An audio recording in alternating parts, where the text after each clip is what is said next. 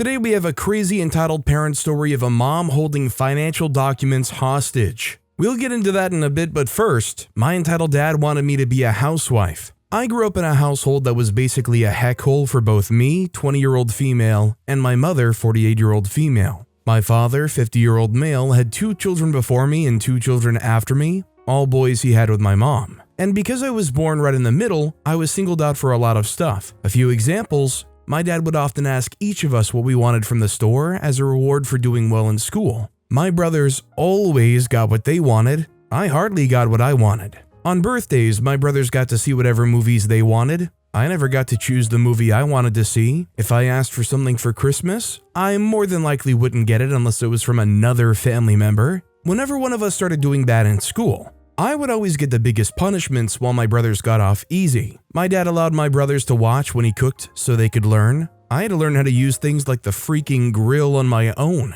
My brothers could wear swim trunks or a Speedo. I was only allowed to wear a one-piece swimsuit, which I hated because it made going to the bathroom awkward. Dad would always come and support my brothers whenever they had an event. Whenever I had one, all I would get was constant criticism. The worst one by far: whenever my brothers got birthday or Christmas money, they would spend it on candy, toys, clothes, etc. I wasn't even allowed by my father to touch my money, and I counted from when I was 7 to when I was 15. I had over $800 in cash that I was denied. This got way worse when I entered middle school. My older brothers Matt and Kyle, not real names, realized I was being left out, and we talked about it with our little brothers. And now all of us include each other in our celebrations. But now, all of a sudden, my dad was constantly telling my brothers not to interact with me in any way, and to pretend like I wasn't there.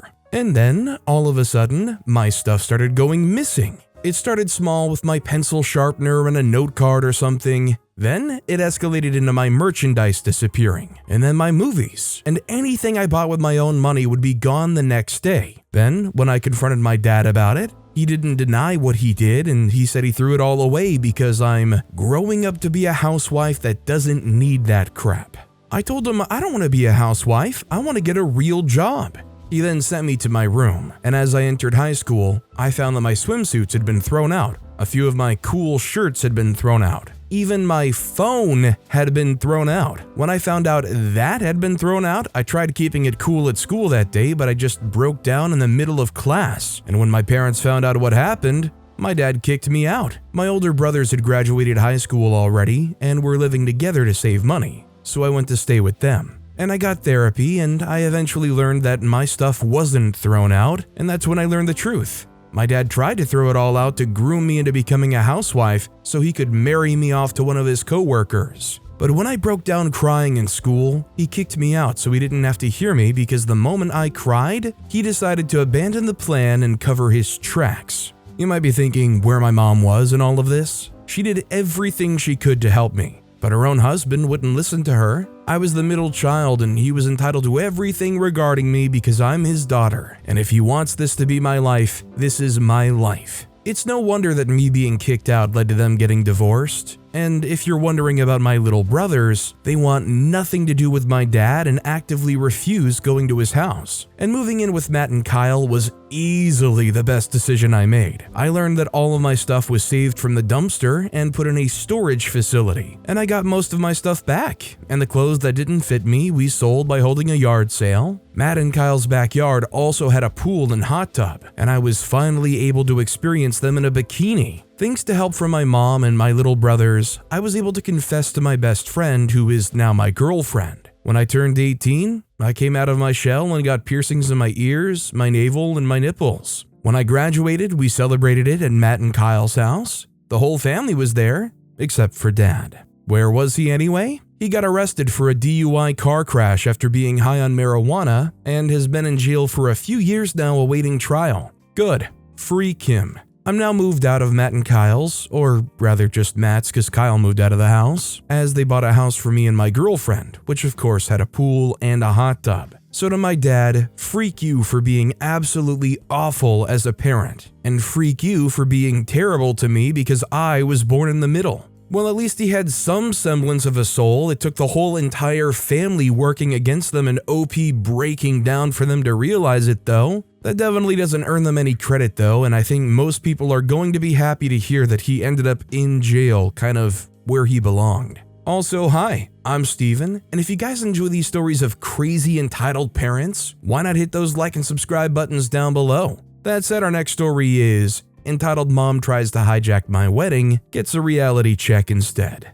This is about my own wedding and how an entitled mom nearly turned it into her personal circus. For some background, my fiancé, now husband, and I planned our wedding for over a year. We wanted something small yet elegant with close family and friends. My husband's family is pretty down to earth, except for his aunt, entitled mother, known for her over-the-top behavior and entitlement. Everything was going smoothly until the week before the wedding. Entitled mother called and demanded that we include her 6-year-old daughter, my husband's cousin, as a flower girl. We already had 2 flower girls, my nieces, who were thrilled about it. I politely declined, explaining that arrangements were already made. Entitled mother didn't take this well. She started a tirade about how her daughter was being excluded unfairly and how we were ruining her child's self-esteem. I tried to stay calm, but she was relentless. I had thought that was the end of it, but oh, was I wrong. On our wedding day, entitled mother showed up with her daughter dressed in a full-blown white frilly flower girl dress. She marched up to me, demanding that her daughter be included in the ceremony.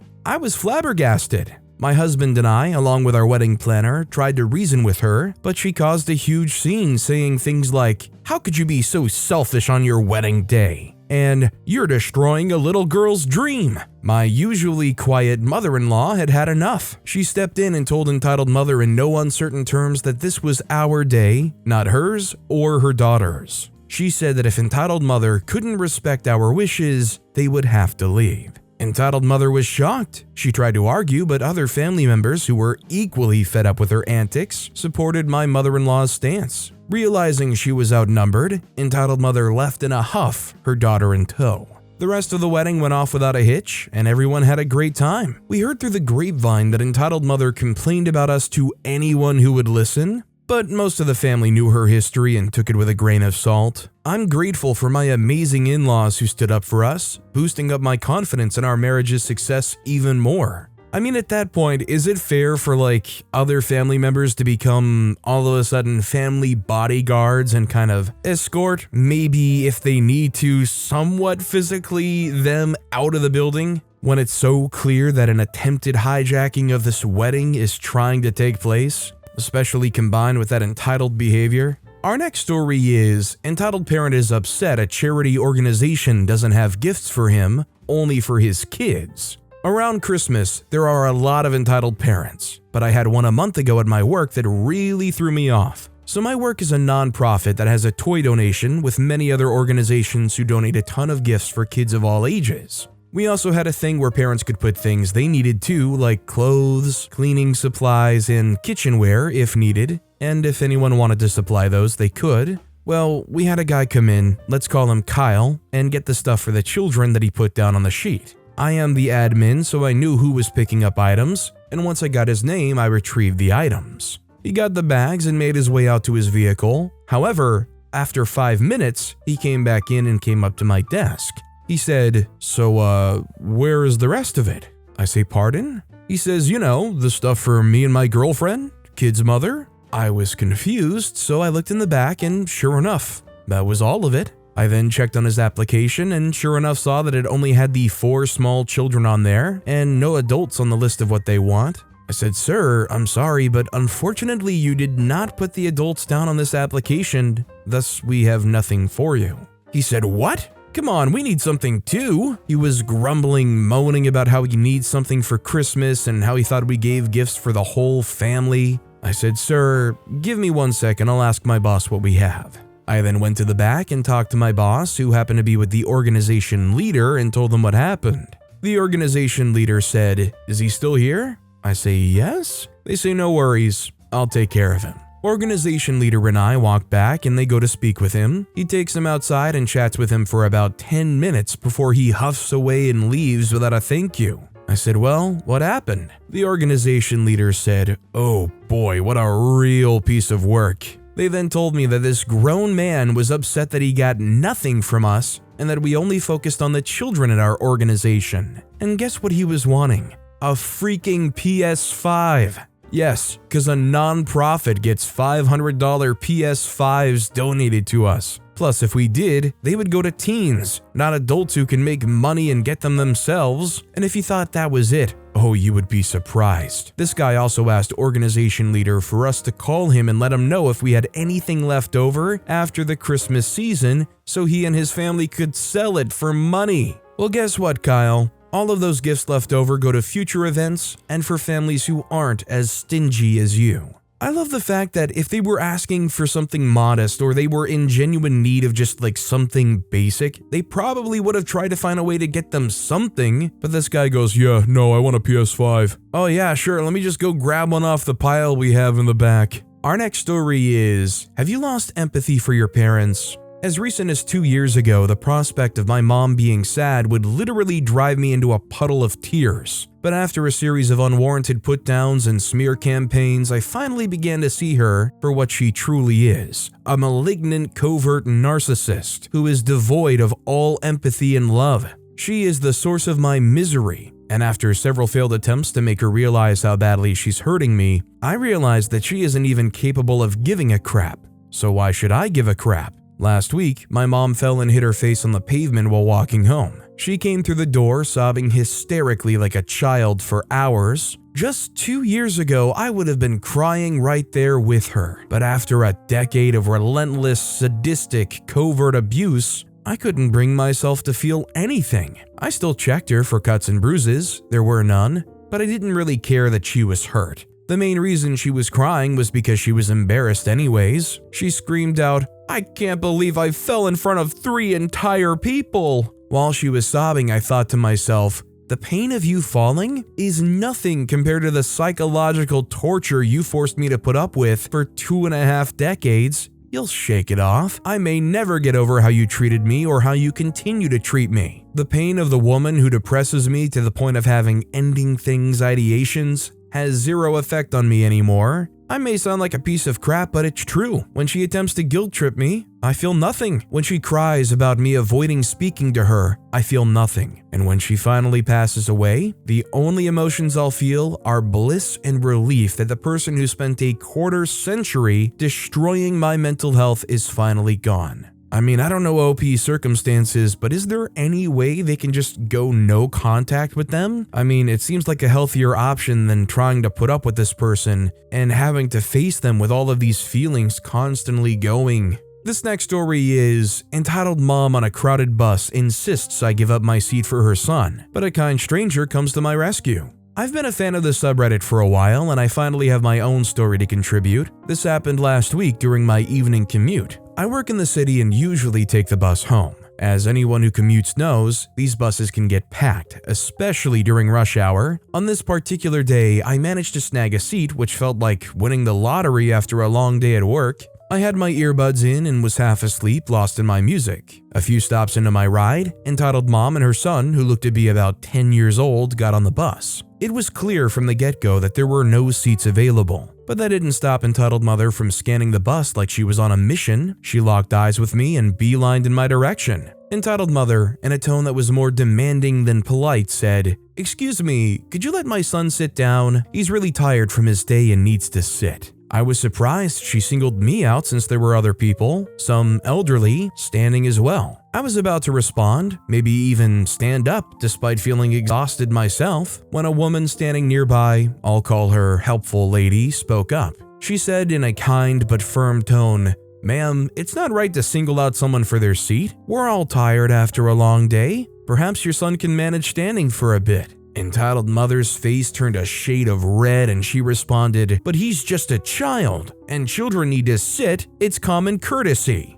The bus was unusually silent, with everyone seemingly tuned into our conversation. Helpful lady, undeterred, replied, "I understand, but so do the elderly, the disabled, and those who have had a long day at work. We can't expect others to always give up their comfort for us. It's a valuable lesson in consideration and patience." Entitled mother looked ready to argue more, but seemed to realize that the bus audience wasn't on her side. She muttered something under her breath about rude people and moved slightly away, still standing. The rest of the ride was uneventful, but the atmosphere felt a bit charged. When my stop arrived, I got up, and as I passed helpful lady, she gave me a small nod and a smile as if to say, "You did the right thing." I nodded back in gratitude, feeling relieved, but also a bit surprised at how the situation unfolded. As a 100% straight up introvert, somebody like this standing up for me would be so amazing. Just an angel in that moment, not just for like an introvert, but for anybody that just doesn't have the energy at that time to really want to put up or even interact with this entitled mother. Our next story is my mother as bad as I think she is? Let me give you some background info. When I was a child, my mother and father had huge arguments. Our house was a nightmare. They both liked drinking and used to drink and have fights at home. My dad even became physical at times with her. They both ended up divorcing, and my mother, my brother, and I moved to another house. The thing is, my mother was never financially independent. At the beginning, she relied on my father for money. After divorce, she relied on my brother, who was around 22 back then. I was 16. Right when I became 18, she found a man in her country and moved back, leaving me with my brother. My father was absent at that time, creating a new family. I had started working apart from studying at that time and tried to live with him somehow with my brother, but he used to gamble and even sell furniture, apart from not washing his dishes and just living like a pig. We argued a lot until I told him to leave and find a new apartment because I couldn't deal with his dirt all the time. So time passed. I'm now 27. For a whole year, she underwent a really bad financial situation, and I helped her financially every single month. Went to visit her several times for a short time, and I saw that her drinking habits got quite bad. She drinks at night, and she also smokes. Habits that started irritating me so much, we had fights almost every day. Once I'm back, she started saying I'm ungrateful, I started fights for no reason, etc. She only calls me when she's in life, never calls me to see how I am. On top of that, she told me that if I ever wanted to go and live in her country, I should find a new place since she won't accept me in her house. It's not like I depend on her. I actually have many skills and can easily find a job. I've been taking care of myself since 18 apart from studying. Now I have a degree and a master's degree and a proper job. Overall, I felt terribly disappointed by her. First of all, she left me when I was 18, working and studying at the same time, just because she wanted to do her own life. Found a boyfriend in her home country and moved back. Then, she tells me this, and I tell her I no longer want her in my life. That the only ungrateful person here is her. When I started telling her the truth, she hangs up and says she's tired. At some point I felt I had a mother. Now I don't. She's been living in her parents' house since she moved back, and she never actually cared about the fact I was only 18 and had no father by my side, neither when she left me to go and live her life. I only had a gambler as a brother and my studies and job, and I needed her at that time. When I tell her this, she says, "You were already an adult." My father has been absent physically in my life, but he paid for all my studies at least. Am I being wrong? No, I'm not sure about entitled parents specifically, but definitely not a good parent. I mean, personally, I wouldn't describe a good parent as one who had basically abandoned their child immediately when they reached adulthood and just left them to fend for themselves, and also told their kids specifically, "Hey, if you want to come back to your home country where I'm living, don't expect me to give you any kind of handout. Thanks, love you, Mom." Our next story is, me and my mom got into a fight about the name of my OC. Original character. Hello there, I'm sorry if this is the wrong place to post this. This was the best subreddit I could find. If I should post this elsewhere, please let me know. Anyway, a bit of context first. My parents are divorced and I'm at my dad's house right now, so this conversation was over text messages. I am very interested in Japanese culture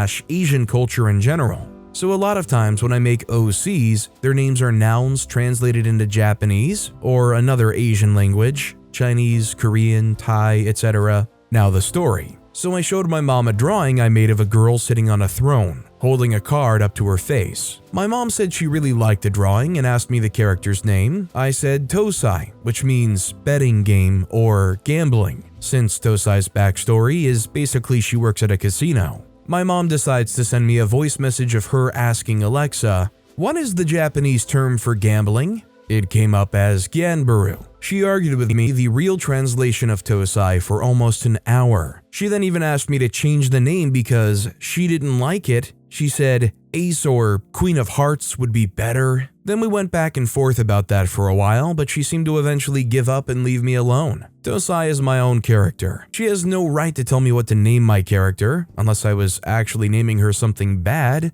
then I would understand. I'm not sure if it's necessarily entitled behavior, but they definitely just, I don't think, understand. I mean, I'm surprised they actually went to the effort of trying to find the real Japanese word for gambling. Although depending on the language and the meaning, I mean, there can be multiple words that could be considered a translation for a certain word in English. Our next story is, my entire family feel like they can tell me who I can date. I know this is going to sound like a PLL Ezra area fanfic, but please bear with me. So I, female 26, met my now fiancé, male 31, when I was in my final year of school before leaving for university. I was 17 and he was 22, and I'll stress that nothing happened between us until years later. My parents sent me to boarding school, and in my final year, one of the teachers went on maternity leave, so we had a new cover teacher arrive. It was my fiancé, Hunter. He was fresh out of university, and our school was his first position as a fully fledged teacher. He was teaching biology and I was taking that subject as I'd applied to medical school for the next year. We got close, more friendly than I was with other teachers for sure, but nothing other than friendship happened.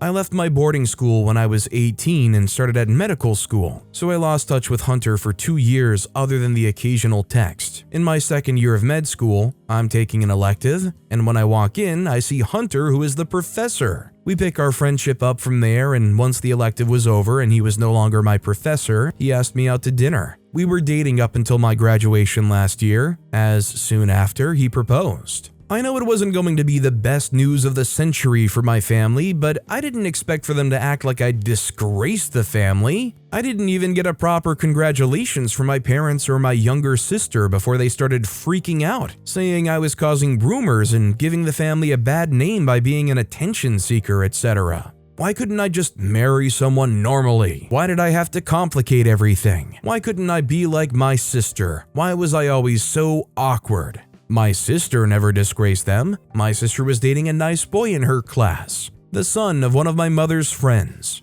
I know that my father even offered Tom money to leave me. How freaking crazy is that? They were so unhappy with me they tried to pay off my fiancé to leave me at the altar, all for their image. I feel so stupid for even thinking that they'd be happy for me, not even in regards to my engagement, but my graduation too. I mean, I'm a freaking doctor. I'm starting my internship and they don't even care. They're more bothered about my controversial engagement. I mean, OP worked their butt off to become a doctor, something you have to have a lot of time and dedication and smarts for, and they're that worried about who OP's dating? God forbid OP falls in love with somebody. I guess next time they have to ask for permission. Our next story is, my dad thinks I should help pay bills. I just got my first job today. I started Monday and I told my dad this. I am 16. Up until today, only because I haven't seen him today, every time I go to his house he makes jokes about sucking up his air conditioning and eating his food, so I'm gonna need to help around the house, which he means like paying a bill. And it's gotten to the point where he sounds more and more serious about it every time I mentioned applying to places. He likes to tell me that I owe him because he spent 16 years spending money on me, and it's my turn to help. I don't owe him anything. I literally didn't even ask to be here. But now that I have a job, I can choose if I want to live with mom or dad, so I'm just gonna start living full-time with my mom. That way, he doesn't have to worry about paying for me. I'm glad OP's in a position where they can choose, and if they're in America at least, at 16 years old, they very much are still on the hook. And I fully agree with the idea that you don't owe your parents paying them back. I mean, morally, it's okay if you feel that way, but you're not obligated to, especially not when one's just like ribbing you all the time saying, "Hey, listen, I spent all of this money to raise you, you should kick some of your money back my way." Yeah, and I too was part of this decision for things to end up here, right? Our next story is, my sister attacked my wife, and my mom is holding our financial documents hostage because of it. Hi Reddit, this post is half to vent but also have to check myself and make sure I'm not going crazy. My wife and I are recently married, but have been together since December 2019. Ever since then, we have had nothing but problems with my family. particularly my mom and my one sister, as well as occasionally my brother, sister-in-law, and dad. My wife and I have talked multiple times in the past few years about whether we feel like it's gotten to the point of us needing to go no contact, but haven't pulled the trigger quite yet. This past weekend, however, and the aftermath, are having us seriously consider it. I guess I just needed some advice. The background and lead up, my wife and I were asked to help with a home project, painting for my brother and sister-in-law's new house. The only supplies that were brought for said project was one single paint sprayer and one single roll of painting tape, even though we had 7 to 9 people at various points who were there to help. More tape was later purchased. My wife, my mom, my sister-in-law, and I started taping up the parts that needed covered, and my brother started painting behind us. There wasn't a whole lot to tape, so once we finished that, there wasn't anything to do other than sit around and wait.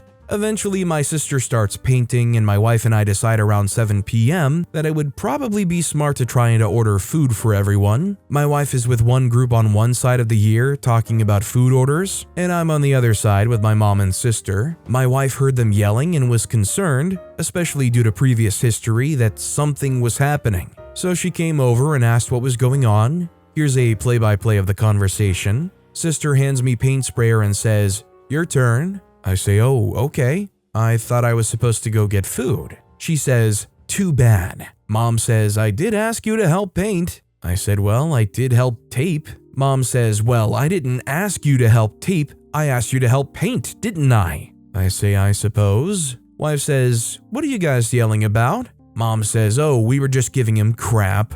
Wife says, "Oh, okay, it just sounded like yelling." Sister says, "He can talk to his family without you, it's none of your freaking business." My wife said, "Huh? You have no right to be a freaking expletive to my mom, it's none of your business, and he can talk to his family without you around." Wife replies, "I was just asking a question about my husband, is there a problem with that?" She says, "You don't get to talk to my mom like that, you bench." Wife replies again, "I was asking a simple question about my husband." Sister takes a couple of steps towards wife. Wife walks towards sister. Sister is literally centimeters from wife's face. Wife places her hand on sister's chest and tells her to back off, and then sister started swinging.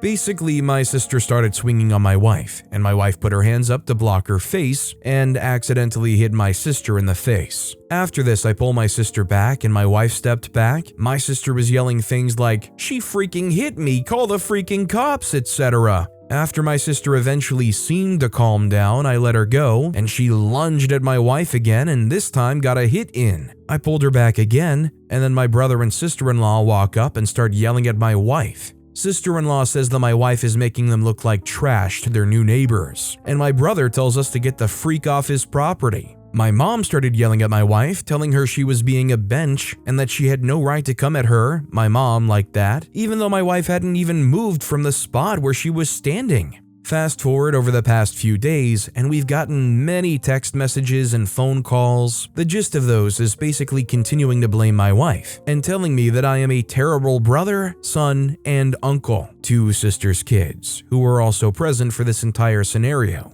Additionally, we need some old tax forms for some financial paperwork we need to fill out, and while my wife's parents sent those to us as soon as they were able, my parents are holding them hostage and flat out refusing to give them to us. I was told that I would have to drive an hour to their house to retrieve them and have a conversation with my mom, and that my wife was not welcome to this conversation. Additionally, that my wife is no longer welcome in their house. When we called and asked if my mom could please just email them to us, we need them, her exact response was, "Maybe." Withholding our financial documents feels like it would be the last straw for me, but it's really hard and I want to make the right choice. Honestly, I think this is a situation where you just don't even play ball with them and you just go straight to the cops if they're trying to withhold anything that you need. To me, it doesn't seem like they're making any efforts to communicate in good faith. I mean, if they want to aggro on you like the cops in a GTA game, basically if you bump into them, they just start shooting. How can you try to have any kind of reasonable conversation where you extract something you need from them without giving them the farm?